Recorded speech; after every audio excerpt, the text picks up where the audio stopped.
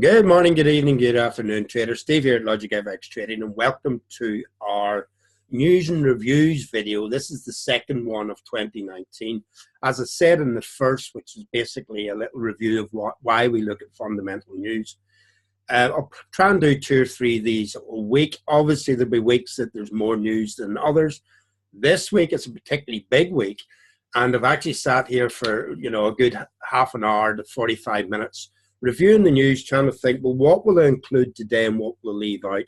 Well, I'm just going to try and take this week because I want to keep these videos short. 10, 15 minutes is all we're going to do on them.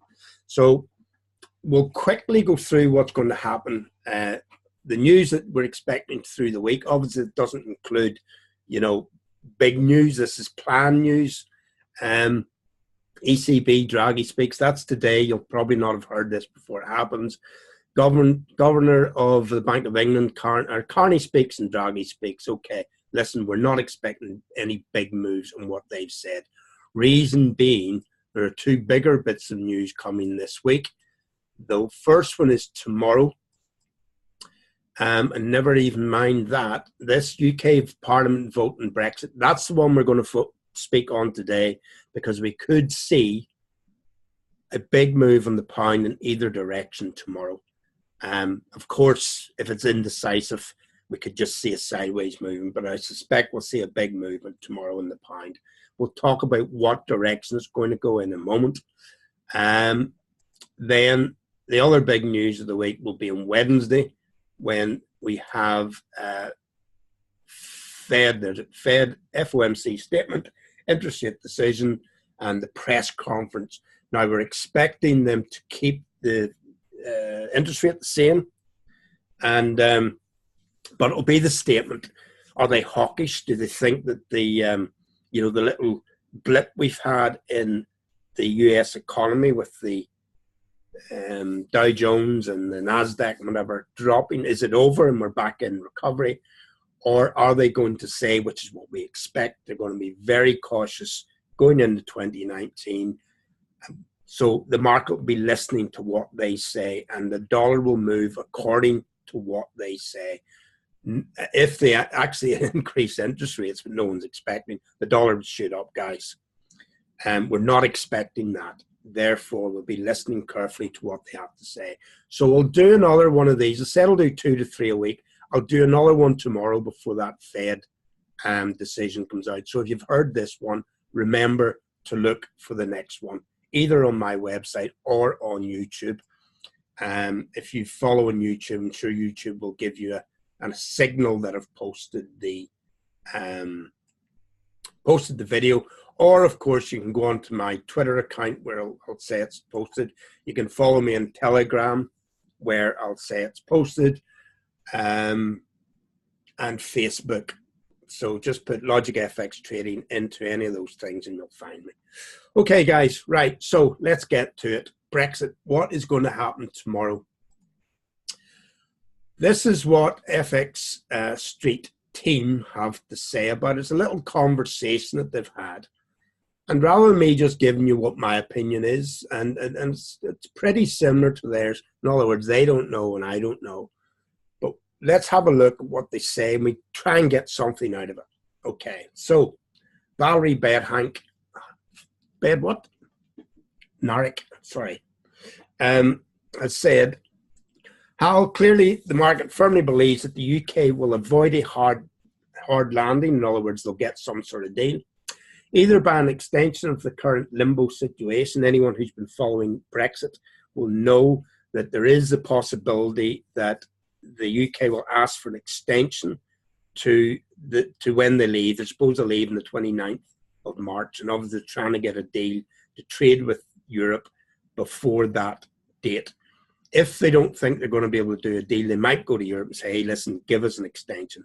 Theresa May has been saying, no, we're not going for an extension. We want to get a deal done before then. So she's trying to hurry a deal through that can pass through Parliament in the next 2 months. So she had a deal 2 weeks ago, which was bombed. It was thrown out of Parliament by the biggest, the vote lost by the biggest amount in any vote in UK parliamentary history. There may have been one bigger one 100 years ago, but really it's the biggest vote. So she's had to go back, rework the thing, try and see if she can get her own party on side. Remember, she's got a majority in the House of Parliament. If you include the Democratic Republic or Democratic Unionist Party, she has a majority. So if she can keep the Democratic Unionists on side, she may get through. The Democratic Unionists have only one objection, and that's the backstop to the Irish border, which the Irish keep going on about, and they may be shooting themselves in the foot over it, because if there's a hard Brexit, the Irish government or the Irish economy is really going to take a nosedive. So they might be better actually trying to help the UK to get out of Europe rather than with a deal, rather than pushing them to the cliff edge and making them jump off, because the UK may well jump off. And that's what these guys are saying.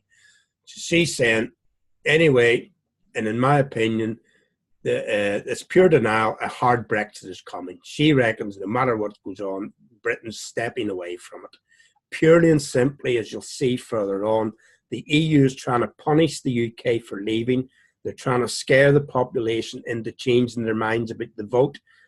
That's not democracy, but it's what the EU has been doing for a very long time. Anytime there's a referendum, whether it was in Portugal a few years ago, Denmark, I think, Holland, anytime they voted against the EU has punished the country, and then the population have gone back and changed their mind. I don't know if the British public are the same as the Portuguese or the Dutch. They have a much bigger and stronger economy, and they have a different mindset, guys, and we don't want to go into history, but the British have a different mindset. A hard Brexit is a default option, but there are other scenarios. Why do you think hard Brexit's coming? Because the EU is firm in its posture of teaching a lesson. I don't know, ever since the union was made, we have been discussing how fragile it is. That's the EU, that's the union they're talking about. And about the multiple reforms that are needed, but are still pending. The UK leaving is a low blow to the future of the union. The EU can't allow another exit or make it easy for its members to leave. It would all fall apart, and that's why the EU is making it tough, as tough as possible for the EU. What's your take? I agree the EU wants to punish the UK and teach others a lesson, but they prefer a Brexit deal, which is bad enough for the UK and good enough for the EU that a hard Brexit, better for the EU than a hard Brexit. So that's his opinion. And then this other guy, Mario, gets in and he says, and above all, everyone involved realizes how detrimental it would be for the UK to leave the EU without a deal. Guys, they're playing a Mexican standoff here. The EU is betting that they know that it would be very bad for the EU if Britain left without a deal, but they're betting that if they hold their guns, if they stand their place, the UK will back down. It's a very dangerous and risky thing to take. But the people making that decision in the EU really don't have anything to lose because they're appointees. They're not elected, which is another one of the problems that a lot of the population in the UK have, is that these civil servants, essentially, who run the EU are not elected, guys. They're appointed. So then we get down to what's really important. Let's just move on. So they want to know, is the hard Brexit valued in? So what will happen if there's a hard Brexit? Will the pound drop any further? Or is it basically at its bottom now and it should recover? Because obviously once it hits the bottom, it will recover. So these guys are basically saying, at the time of our conversation, the pound USD is around 129. In the case of a worst case scenario, a hard Brexit, How low can the pound go? 120, he asked the question. And yeah, as you say, the Euro USD will fall as well if markets are not pricing a hard Brexit for the pound, okay? Because the same thing applies to Europe. So if the pound drops because of a hard Brexit, Euro will drop as well, guys. Just keep that in mind.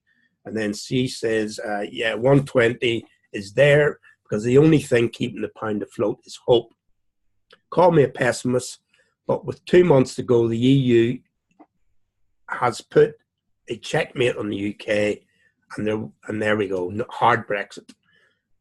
120 was the flash crash low of October 2018, and is also a very round number. So they're trying to say, well, where will it go to?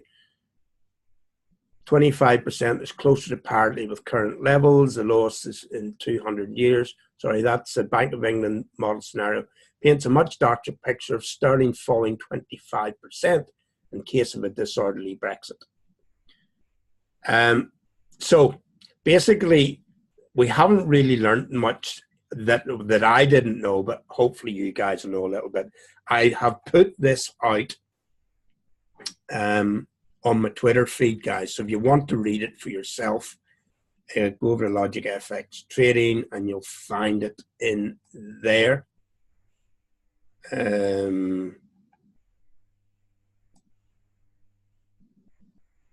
What kind of Brexit is priced into?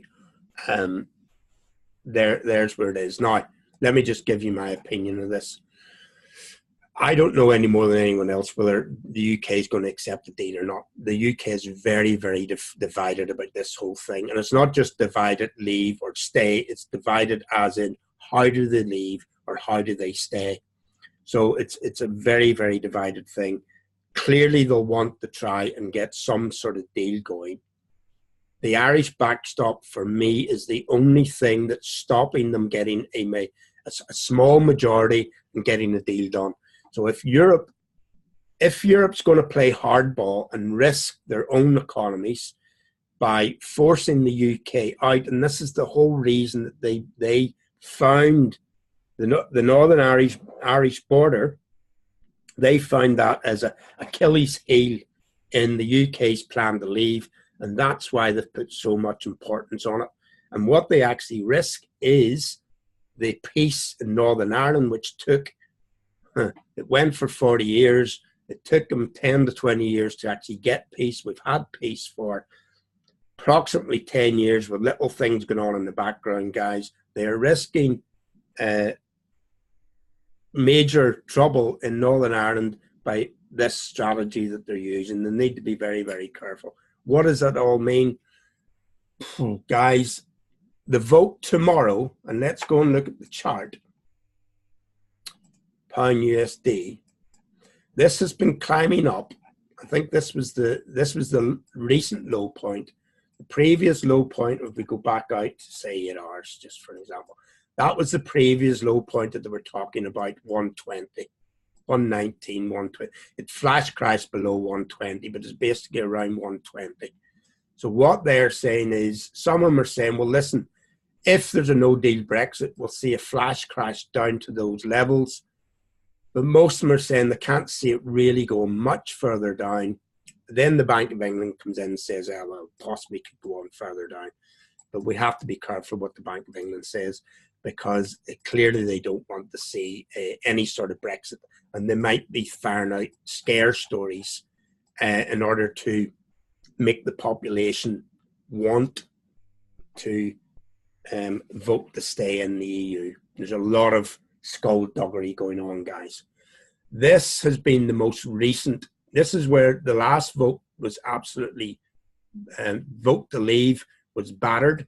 And the market then started to think, well, hey, that was battered. Therefore, there's a chance now that there'll be no Brexit at all. So they've been climbing up.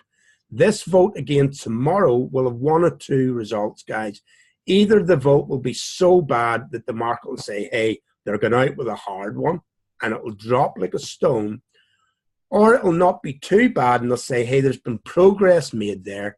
If they get some more concessions or whatever it is, that's why the Prime Minister is bringing the vote again, if some people have changed their mind and the vote doesn't, I don't think the vote will get passed tomorrow, guys, but it might not lose by as many.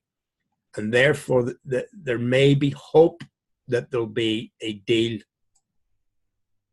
The idea that there'll be a referendum, I think, is out the window. I think anyone that thinks that is mad, because, you know, it goes against all principles of democracy. You have a referendum to ask a question, you get your answer, and you move on. You don't keep going back to the population.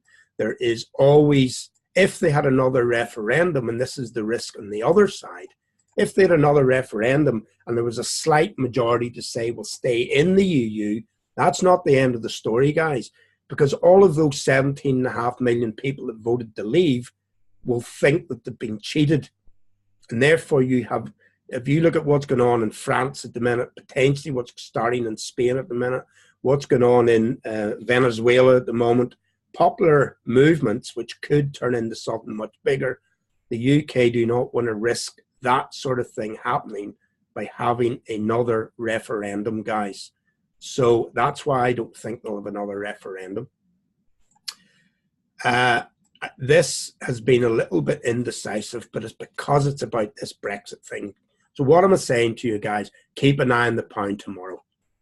You don't necessarily have to trade it against the dollar. The pound can be traded obviously against the euro. I wouldn't suggest that because I think the euro will take a hit as well. But you could always look at it against maybe yen, because yen, and I know this is climbing, but if you look at the yen index is in correction after this push up, and we're expecting it to break long, guys. Okay, so the yen could be one of the ones to trade the pound against over a longer period of time. So maybe this could be one to get into it with. Maybe the Aussie and New Zealand's not particularly strong at the minute. So other than the yen, maybe the dollar, guys. The only problem with the dollar is it's potentially under threat as well. Because is this the start of the drop on the dollar? We're not 100% yet, but it's starting to look that way, guys. If we get a setup there in the dollar tomorrow and the Fed come out on Wednesday very dovish, you could see that going on to the dollar. The only other side to that is if there is a no-deal Brexit, it'll affect the euro and it will affect the pound in a negative way, and they make up a very big proportion of this index on the dollar. 60% of this is the euro, and possibly 10, I can't remember off the top of my head, is the pound. 70% of this index is made up of the euro and the pound, guys. So if they both went short, you would see this index climbing. So, guys, nothing decisive today, but a lot for you to think about. And I'll do another one of these tomorrow after the Brexit vote and before the Fed come out with their decision. Okay, guys, I hope this is helpful. I'll see you again tomorrow. Bye for now.